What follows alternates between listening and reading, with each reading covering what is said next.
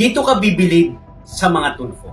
Isipin mo, kabago-bago pa lang sa Kongreso bilang mga mambabatas, pero ang pangalan nila nasasangkot na agad sa usapin ng korupsyon. Napakabilis, di ba? Umarangkada ka agad. Dito tayo mapapaisip Nakakabilib sila noong hindi pa sila mga politiko. Noong nasa telebisyon at social media pa lang sila. Ang gagaling pumuna sa mga mali sa gobyerno. As in, call out kung call out sa mga korap na opisyal. Ang lalakas ng boses, ang tatapang. Doon nga tayo humanga, di ba? Kasi ang akala natin, sila na yung tunay na tagapagtanggol ng mga Pilipino. Akala ng mga Pilipino nakakuha na tayo ng kakampi na walang kinakatakutan at kayang banggain ang kahit sino. Pero ngayon, unti-unti nating natutuklasan. Yung tapang pala nila, pang radyo, pang telebisyon, at pang social media lang. Kaya mapapatanong ka na lang, kaya ba sila maingay noon at kinukundina ang mga korap na opisyal kasi hindi sila kasali sa korupsyon? Kaya ba sila maingay noon kasi wala pa sila sa loob ng kusina kung saan niluluto ang pondo ng bayan? Ngayong may mabigat na aligasyon ng korupsyon laban sa kanila, nasaan ang mga boses na yan? Nasaan yung tapang at lakas ng boses niyong pumuna? Bakit biglang napakatahimik? Nakakabilib ang ganitong klaseng prinsipyo at paninindigan. Maingay kapag hindi kasali, pero kapag kasali na, tahimik na.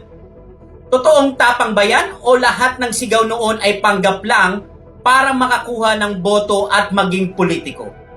Hindi ito basta-basta chismis lang. Bagong-bago pa lang sa serbisyo pero sabit na agad sa di umanong kontrobersya sa flood control scandal.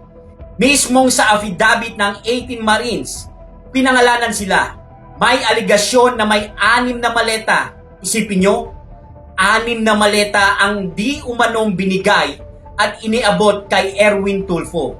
Hindi lang isa, hindi lang 2 maleta, kundi 6. At galing mismo sa testimonya sa mga hanay ng militar na handang sumumpa para sa katotohanan.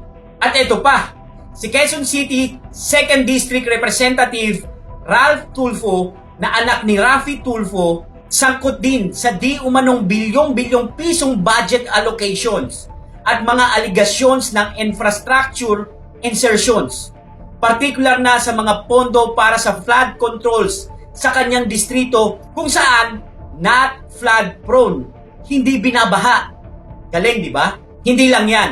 Nag-viral din ang isang video kung saan makikita itong nagbayad ng 6.7 million bill sa isang mamahaling nightclub sa Las Vegas. Bagamat mariing itinanggi ni Tulfo na galing ito sa pondo ng bayan at sinabing personal na biyahe ito kung saan nag-ambagan silang magkakaibigan, pero ang questionable dito ay ang marangyang paggasta at pagmamalaki. Ito yung umani ng galit mula sa publikong naghihirap sa gitna ng krisis at sa isyo ng pambansang budget. Binatikos din si Ralph Tulfo sa paulit-ulit at iligal na pagdaan sa kanyang pribadong sasakyan sa eksklusibong EDSA busway lane.